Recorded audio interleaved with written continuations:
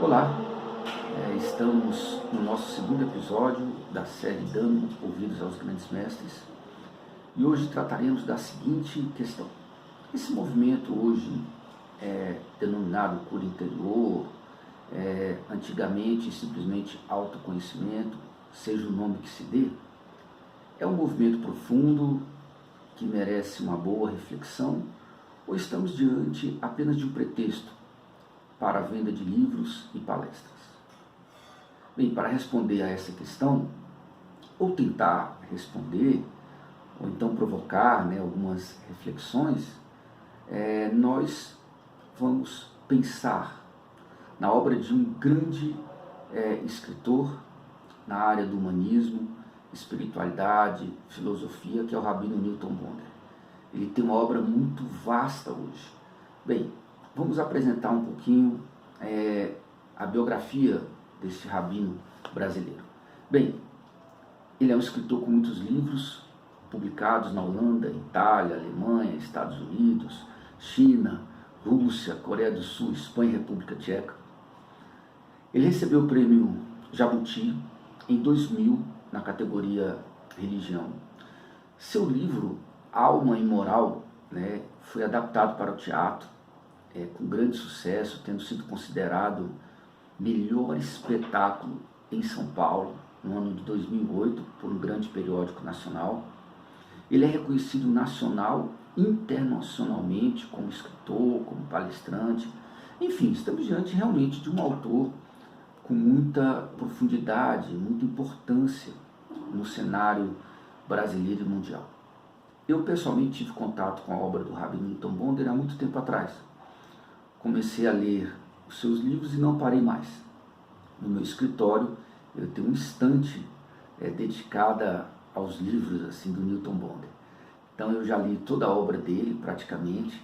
É uma obra muito vasta, muito rica, e confesso que sou um grande admirador da sua reflexão sobre a sociedade, sobre os relacionamentos, e também como ele lida com sabedoria com a questão assim, religiosa, dialogando, estabelecendo pontes, ou seja, é de fato um nome que a gente precisa conhecer mais. Ok, nesse livro, especificamente que vamos tratar, que é Tirando os Sapatos, é um livro que traz preciosas lições sobre essa questão do autoconhecimento, dessa jornada para si mesmo. Ou seja, quando nos deparamos com esse livro, Tirando os Sapatos, o caminho de Abraão, um caminho para o outro, estamos diante de muitos conselhos, de muita sabedoria, mas nós vamos destacar apenas duas lições deste livro, Tirando os Sapatos.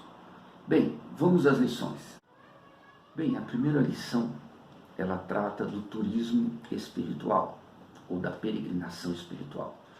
O Rabino define assim o turismo espiritual. O turismo espiritual, por sua vez, tem como atrativo maior o uso da diversidade para inspirar no viajante a descoberta, em si, em sua psique ou em sua essência, de paisagens até então desconhecidas. Está interessado principalmente nos pontos que permitem não apenas o descortinar de uma paisagem nova, mas o surgimento de um novo olhar. Os mirantes e os fotogramas mais importantes para esse turismo são aqueles que rompem com o habitual. Nada é mais enfadonho do que a percepção já costumeira, o olhar sedentário que prefere o conforto do conhecido, do esperado e do previsível. O turismo espiritual não quer ir aos mesmos lugares onde o imaginário e o afeto sempre se refugiam. Dispensando os guias do medo e da insegurança, esse turismo cumpre um roteiro existencial. E aí, o Rabino, ele trata de uma expressão que aparece num texto muito conhecido da tradição judaico-cristã, que é o chamado de Abrão, em Gênesis capítulo 12, versículo 1, que diz assim: Ora, disse o Senhor a Abrão, sai da tua terra, da tua parentela e da casa de teu pai, e vai para a terra que te mostrarei. Algumas versões para a língua portuguesa captaram bem essa ideia de Lech Lechá, que aparece aqui. Mas Lech Lechá significa vá a si, ir para si mesmo. E aí, Uma tradução direta do hebraico para a nossa língua, o versículo ficaria assim traduzido: vá a si, anda da tua terra e da terra de tua parentela e da casa de teu pai para a terra que te mostrarei. Ou seja, Abraão não faria apenas um turismo geográfico, não. Ele não faria apenas um turismo histórico, não. Ele também iria trilhar um caminho para si mesmo. Vá a si é você lidar com o próprio ser, é você lidar com o autoconhecimento nessa dimensão que o Rabino destaca. Porque quando ele define peregrinação, ele diz assim, para mim, peregrinação não é ir a um lugar estranho. O que a peregrinação busca é o que está em nós. A maior dificuldade das pessoas é reconhecer que a grande busca não é por algo exótico, diferente, nunca provado. Elas querem algo que já possuem. Ou seja, a primeira lição então do autoconhecimento é esse ir para si mesmo. Então, esse aspecto do Ler Lerá, inclusive, pode ser visto de maneira clara na jornada de Abraão. Um exemplo é o próprio nome dele que foi modificado. O nome dele era simplesmente Abrão, um pai enaltecido. Mas o nome dele foi mudado para Abraão, que quer dizer pai de muitas nações. Isso é muito significativo, porque a ideia é de que, muitas vezes, para termos vidas frutíferas para outras pessoas, precisamos passar por modificações significativas em nosso narcisismo, em nossa vida autocentrada. Tem gente que se contenta a vida toda em ser um profissional enaltecido, ou seja, um pai enaltecido, é uma mãe enaltecida, mas Deus tinha algo muito maior para a vida de Abraão. A Bíblia diz que o chamado dele era para que ele abençoasse outras famílias da terra. Em ti serão benditas todas as famílias da terra.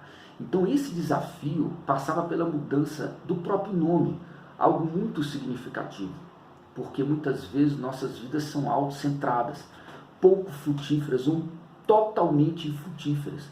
Mas o chamado aqui é para que esse autoconhecimento não é um caminho apenas de reclusão, um caminho de alienação, não, é um caminho para que você abençoe, porque nós temos essa ideia equivocada, que o Ler Lerá, a viagem para si, produza seres autocentrados, egoístas, que ficam apenas fechados em seu próprio mundinho, e não é essa ideia de Ler Lerá. É para que você trilhe um caminho de autoconhecimento, para que você abençoe outras pessoas, para que você seja frutífero existencialmente falando. E é engraçado que no próprio texto de Gênesis 12 acontece algo muito curioso. Olha só, havia fome naquela terra. Desceu, pois, Abraão ao Egito para aí ficar, porquanto era grande a fome na terra. Quando se aproximava do Egito, quase ao entrar, disse a Sarai sua mulher: ora, bem sei que és mulher de formosa aparência. Os egípcios, quando te virem, vão dizer: é a mulher dele, e me matarão, deixando-te com vida. Dize, pois, que és minha irmã, para que me considerem por amor de ti e por tua causa me conservem a vida. Olha a proposta que ele faz. Ele propõe uma mentira, que a esposa mentisse que era irmã dele, e assim ser tomada pelo governante local, e ele então teria a vida conservada. Veja que o Ler Lerá aí é um trabalho profundo na vida desse homem. Então essa é a primeira lição. A segunda lição, ele fala sobre tirar os sapatos. O que diz essa segunda lição? É o que nós veremos agora. A segunda lição é exatamente sobre os sapatos, que é tema do livro, tirando os sapatos. Olha o que o Rabino nos diz: habituamos-nos a determinados padrões e condutas, que se tornam o nosso sapato, e é com ele que caminhamos pela vida, tal como a realidade que precisa ser vista por trás de lentes e véus, porque é abrasiva demais para a consciência humana. O sapato representa a proteção indispensável entre o ser e seu meio. Nesse processo, há uma importante interação entre os pés e o sapato. Este nos protege pela sola, mas para que cada passo seja confortável ao pé e para que ele não se despegue, é preciso que o corpo do sapato vá se ajustando à nossa forma. O chão, no entanto, é o pavimento da vida e ele não se ajusta à nossa pisada. De tanto em tanto, temos que retirar o sapato e tocar o solo com a planta do pé. Encontramos então sob ela uma superfície irregular e desconfortável que pode até nos ferir. Mas esta será uma experiência singela de libertação e expansão. Sentir o chão é reencontrar a vida. Então veja que ele trabalha esse aspecto que é muito legal. A vida é imprevisível. A vida ela é cheia de encontros, desencontros, chegadas, partidas. Veja que estamos diante de situações que nos acontecem muitas vezes, que desmontam toda a nossa estrutura. É como um castelo que desaba. Mas o segredo é termos essa flexibilidade, como diz o Rabino, para trocar os sapatos. Então esse desafio é um desafio para todos nós.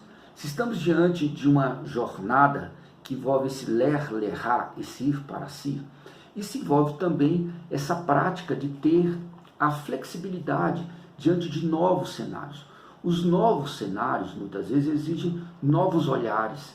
Então, muitas vezes passamos por uma crise, mas a crise também passa por nós. Então esse é o grande desafio da vida, é lidar com essa vida repleta de paradoxos, de incoerências, de situações que nos desafiam e muitas vezes situações muito adversas, né? Inclusive quando eu penso nessa questão dos sapatos, eu me lembro de um livro brilhante, O Palhaço e o Psicanalista, que é um livro escrito por dois nomes maravilhosos, um da psicanálise, que é o Christian Dunker, que eu respeito muito, e um palhaço, Cláudio Tebas.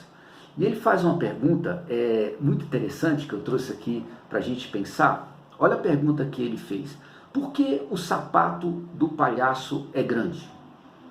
E aí ele diz que ouviu muitas respostas ao longo dessa caminhada onde ele faz essa perguntinha. Porque o coração dele é grande também. Uma boa resposta. Para ele parecer engraçado, ok? Para ele tropeçar e cair. Para todo mundo rir dele, e por aí vai. Ele diz que essas respostas foram coletadas ao longo da sua jornada como palhaço. Mas ele diz algo que me chamou a atenção. Olha só que bonito. O sapato do palhaço é grande porque não é dele. Então é isso que traz a graça. O sapato do palhaço é grande porque não é dele. Aí ele diz uma coisa muito legal. Ele diz: o palhaço simboliza a nossa natureza humana, essencialmente despossuída, errante e muitas vezes até perdedora. Somos despossuídos, tanto porque é assim que viemos ao mundo, quanto porque as posses que acumulamos ao longo da vida são provisórias. Então a gente deve tomar cuidado para que aquilo que a gente possui não tome posse das nossas vidas. Então veja que o desafio está lançado. E aí, para concluir essa reflexão, eu deixo uma frase do Rabino Newton Bonder, que ele diz o seguinte: só há integridade em quem ainda não chegou. Só há integridade em quem ainda não chegou. Nós estamos numa jornada, gente. Nós precisamos entender esse ler-lerá. Então, respondendo à pergunta que foi feita inicialmente, esse movimento de autoajuda, de cura interior, seja o que venhamos a classificar, será que esse movimento é só para vender livro? Eu diria duas coisas. Tem aproveitadores da dor humana, tem a indústria do sofrimento, eu sei disso. Tem indústria da dor, tem gente que lucra com a dor alheia, e tem gente prometendo latifúndio na lua, tem gente tratando com desrespeito da dor e do sofrimento humano. É verdade.